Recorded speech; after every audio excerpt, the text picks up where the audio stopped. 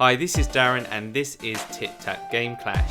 Today we're continuing looking at those Nintendo eShop bargain buys, and the game we're looking at today is called Blazing Beaks.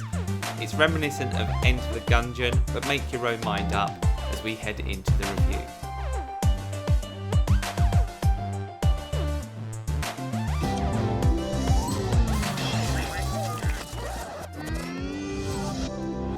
Blazing Beaks is a roguelike shooter in a similar way to Enter the Gungeon.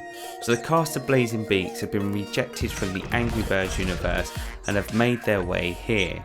So you can take on the form of a duck, penguin, well pretty much anything with a beak, even a platypus, and make your way through each of the various rooms. These rooms are randomly generated, which means it's great for replayability. From game options, you have a few things that you can try out. You've got the story mode, which is your kind of normal game. It says story, but there is actually no story, so don't even worry about that part. That's the main kind of game experience, where you go around the rooms with you and up to 3 mates, blasting away. Also nested in the story mode, see what I've done there? I said nested, and it's bird related, beaks. So also nested in the story mode, you've also got seeded, which just sounds dodgy in itself, and daily or challenge modes. Get a high score, and that gets logged onto the high score table, and your ranking will be there for all to see. Other game modes are tournament mode, where basically you and your mates can blast each other to feathery death. And let's be honest, we all love a good party game, and especially one where we can make friends into enemies. Especially you gang up on one bird. However, this is 2020. COVID-19 is the world pandemic, and we are currently restricted in isolation. So I can't sit down with my mates and play this. It sucks immensely, but in some ways it does mean I get to experience the game by myself and master the play mechanics. So that way when we do play together, I've got a better chance of winning. Yay! So let's go back to the story mode, because that's where I'm going to spend the majority of my time. You start in a randomly generated room, or area I would like to say, because it's definitely not a room. So each room is generated automatically for your gunning pleasure. As such, a number of enemies do exist in these areas. Your job is to take these out as best you can, and you can duck and dive out of the way of their gunshots. Depending on which bird you choose, you'll start the game with a different default weapon.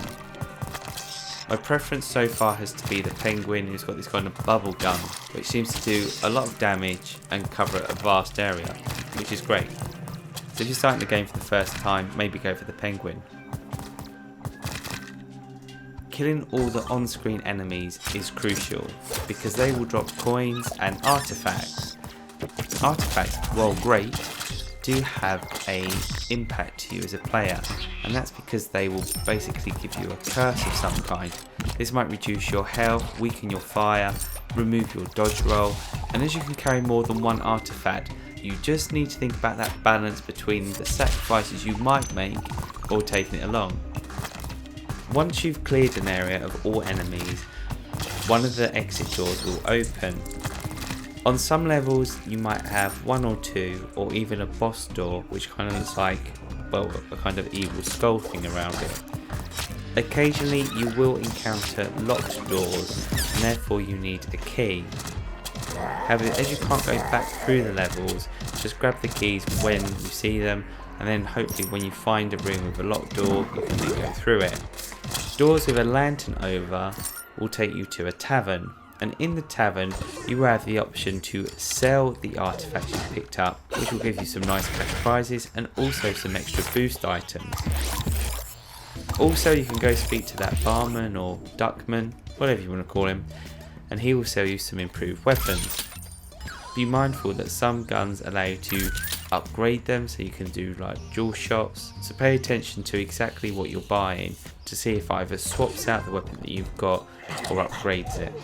Once you're finished in the tavern, just head out the door and you'll be pushed into another randomly generated area. Once you're ready and see a boss door, if you go through that, then you will obviously encounter the boss. Boss fights are incredibly challenging, and their difficulty does change randomly. Well, not randomly once you're in there, but randomly when you start the game fresh. Skull indicators at the top of the screen dictate their difficulty, 1 skull being easy to 3 skulls being bloody impossible. These boss battles are intense, and they will constantly see you randomly rolling, ducking, diving all out the way, blasting up the little mini enemies and trying to tackle the boss all at the same time. It's here that Blazing Beaks actually comes into its own. It often feels like a strange ballet playing out, where you're having to do one dodge, some shots, trigger the boss to do something in order to make it vulnerable, more shots, dodge, enemy shots, and basically there's a pattern to it, but it's quite therapeutic to learn that pattern, so when you actually come back to boss battles again, which you will do, you understand the rhythm necessary to beat the boss with ease, and it does become easier. Now let's talk about other things like visuals. As you can see, Blazing Beaks certainly feels like it's been ripped off the Super Nintendo, or certainly something from the 16-bit generation.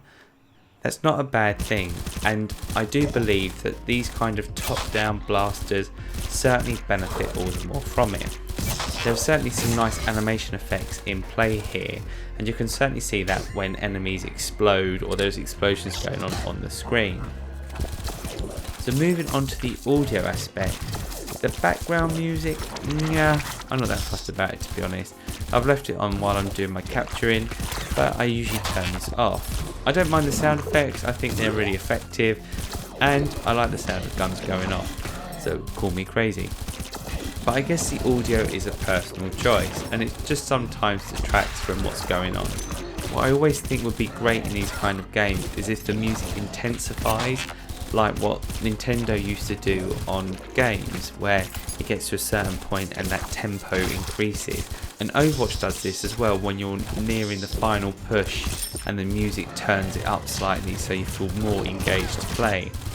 I think Blazing Beaks and other games like this would certainly benefit from that tension building music, but that's just my opinion.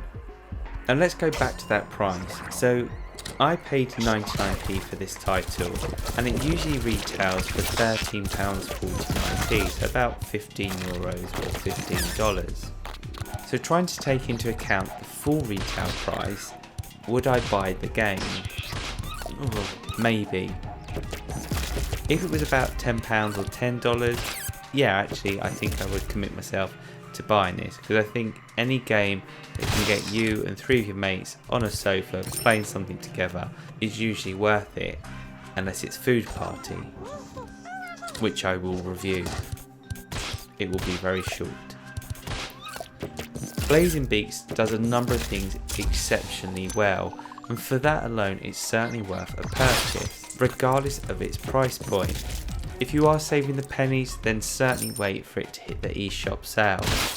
And if you're not, and if money is no object, then go buy the title now. It's also available on Steam for £5.99, so if you're a PC gamer, then obviously you've got that option as well. It does normally retail though for $11.99, so the discount doesn't seem to be as much as what we get on the Nintendo eShop. Regardless of the platform, the main difference between the PC version and the Nintendo Switch version is that on the PC version that you can get from Steam, you can do modding, so you can actually customize the characters, which you can't actually do on the Nintendo Switch. And that's good, because it feels like as a Nintendo Switch owner, you're still getting pretty much the whole package. Let me know your thoughts by throwing them in the comment section below, and also make sure you like and subscribe to our channel. This is Darren, and this is Tip Tap Game Clash. Thanks for watching.